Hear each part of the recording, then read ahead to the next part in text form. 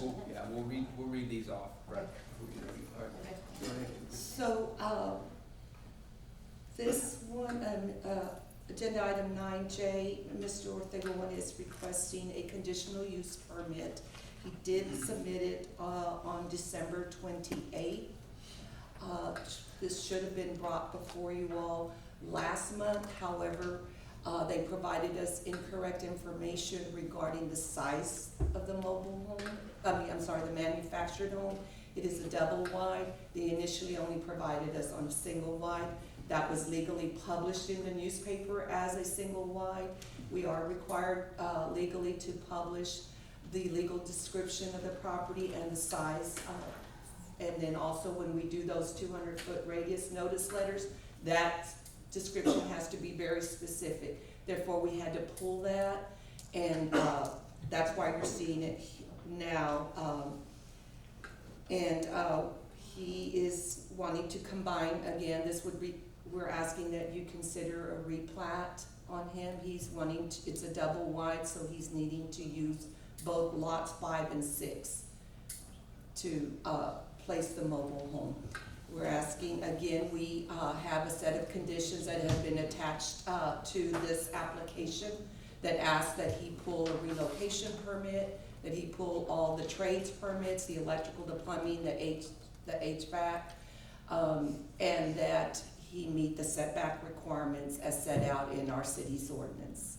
And P&Z Council, Zoning Commission, you'll have this sheet that summarizes last night's P&Z meeting for all of those cases that were presented, and you'll see his was recommended as an approval.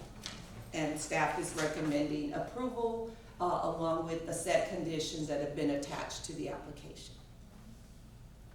Okay, council, so on the table right now on item 9I and 9J is to ratify what's already there on the first lot, 315 Cherry, to allow the structure that's there and to require that the shed be a shed and not a residence, and that the utility pole service one.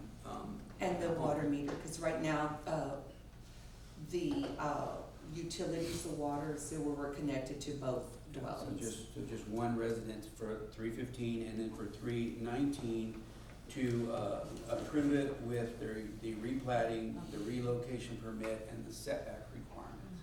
So on 9I, legal counsel and Fred, if the shed is not in this discussion, do we have to? Is it something separate it has to be, or? Well, I'll let legal counsel explain, but basically, we're just trying to make sure that he's compliant with our ordinance, which basically says one dwelling per lot. So in essence, he has, if you leave it as you have 2 dwellings in a lot. If you leave it as a storage, and you leave it as a residential area, excuse me. Right, but would that have to be a different item? I'll defer to the city attorney, but I would think not, as long as, I think the use is gonna change, is my understanding, I don't know all the details, but, it was, that shed, what I'm saying is a shed, again, I think it's my understanding somebody has been or was living there, but that's, part of the, to me, part of the condition is that shed is now, it should be a shed. With one residential unit per lot, the shed needs to remain a shed. Yes. Thank you. And that's strictly off of our city ordinances and our utility ordinances that we only allow 1 meter per dwelling as well. And And this one was sharing with the storage shed. So instead of, I'm sorry, I'm confused. So instead of you have 315, 319, it's gonna be one address, right? Mm-hmm. Okay, I just wanted to make sure, I'm sorry. So 315 is one address that has the mobile home now. But you're saying combining it, that's why I'm just like. No, 319, he's combining lots 5 and 6. Okay. That's a different case. He's gonna have to replat like he did for 315. If you recall, he had had 2 lots, 3 and 4 on 315, and he combined it into 1 lot, and Mr. Ortegon has complied with the replatting. The other one. Now we're doing Okay. very similar. Okay, that's why I was like, Yes, ma'am. sorry. So it is, it is conditional that the shed be converted to a shed, or And used that's- as a shed and not as a residence. And we're placing that as a condition because, again, that is what our ordinances call for. Okay. That's fine. All right, and then you're clear on 9J, that is to the relocation permit, the setback, and the plat. So that's what's on the table, 5 items for I and J. Okay, is there any other questions that the council has for our assistant city manager? With that, I'll call for a vote. All in favor of item 9I and 9J, please say aye. Aye. Any opposed? Motion passes unanimously. Okay, all right, thank you very much. Moving on, City Secretary, we've got 3 more, 9K. Discuss and consider and act on ordinance number 20240303 for a land use variance special condition permit for Jose Gonzalez III to allow an 18 by 20 accessory building for a metal carport on property located at 319 Eastman, Medina, in Pearsall, Texas. This is an action item. I'm gonna call for a motion in a second. Motion by Councilman James Leal, may I have a second? Second by Councilwoman Hernandez. Yolanda? Yes, Mayor, council members, if I could draw your attention to the spreadsheet that was provided to you, you will see for Jose T. Gonzalez, he initially, under the variance column, he was initially asking for a 5 feet.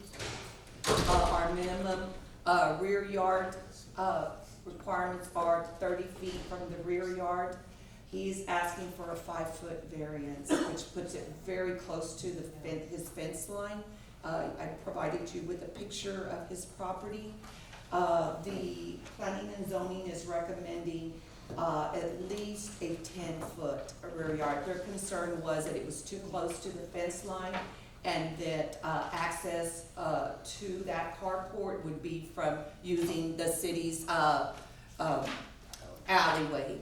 And so, to kind of dissuade that from happening, they felt that perhaps he has plenty of room to move it in at least another 5 feet. So, they recommend that council consider the 10-foot rear yard variance instead of the 5 that he was requesting. Council, what's your Is this the pleasure? one right here? Medina? East Medina, almost on the Roosevelt, is it almost to Roosevelt? Yes. You should have a FreoCAD site map there with the Your streets. page, council, is on, let me see that. Page 2, let's see.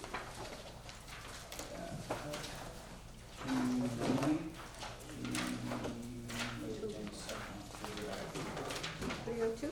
Yeah, 292. Yeah,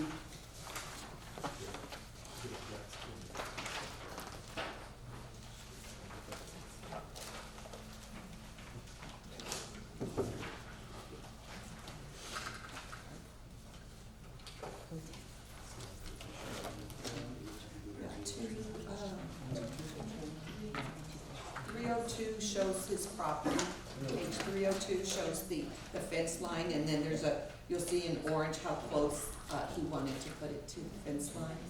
You can see, can y'all see it on page 302 of your packet, council?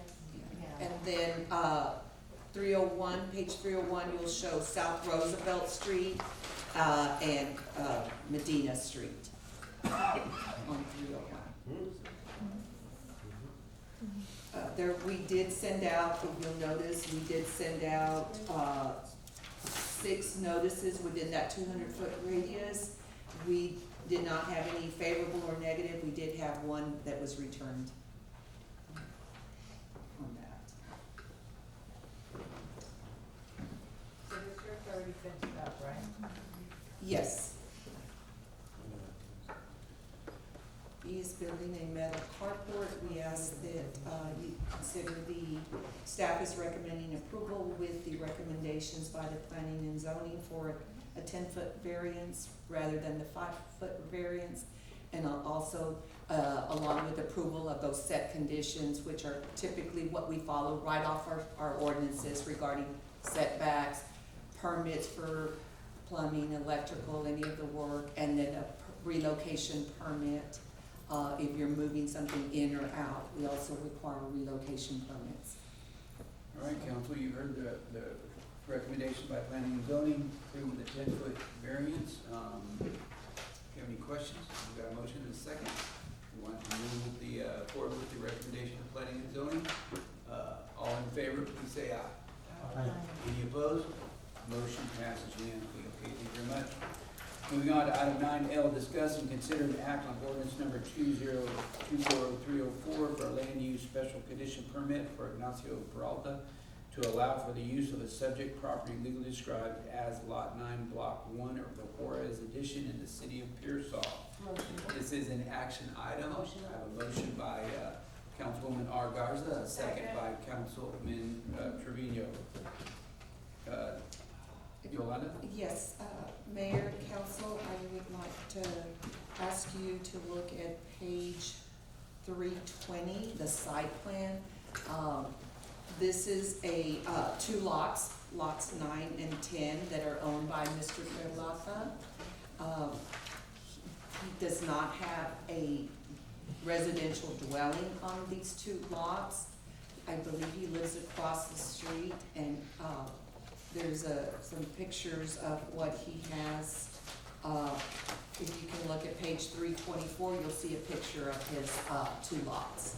Page 324, basically he's got a carport, an existing carport, and then there's also an existing storage building.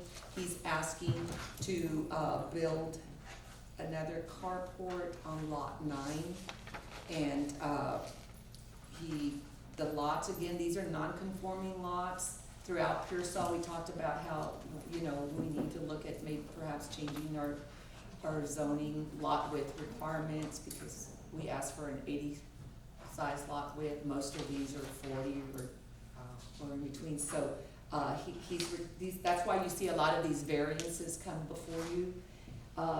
He's asking if you will look at the site plan on page 320. You'll see that he's proposing a carport of 24 by 30. He's asking for a 0 variance on lot 10, right, to go right up against, the carport will go right up against lot 10. So a 0 variance there. And he's asking for a 4-foot variance on the side yard, which is the one that is on your south side.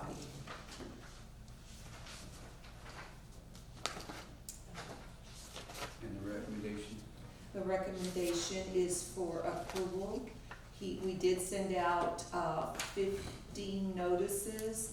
We did receive 1 negative response. It is in your file. One of the things that we talked about with the planning and zoning is our city ordinance allows only for 1 carport. This would make it 2 carports. However, he is placing the second carport on lot 9. So, Council, you have any other questions for No. the city manager? Hearing none, I'm gonna call for a vote. We have a motion and a second. All in favor, please say aye. Aye. Any opposed? Hearing none, motion passes unanimously. Going on to item 9M, discuss and consider an act on ordinance number 20240305 to approve the request by Sonia Ornelas of JZ Enterprise requesting to change the zoning to R1 single and 2-family dwelling district on a 5-acre tract on the Pablo Ortiz Addition on subtract lot 88 Motion. down in Willen Street. Second. We have a motion by Councilman Leal, we have a second by Councilwoman R. Garza. Yolanda, you have the floor. yes, thank you, Mayor, council members. Ms. Ornelas, I believe she's here to speak on behalf of this. She's requesting a rezoning for a housing subdivision development. If you will look at page 327, this is a conceptual drawing of the proposed 5-acre tract, which is on the corner of Frio and Willow Street.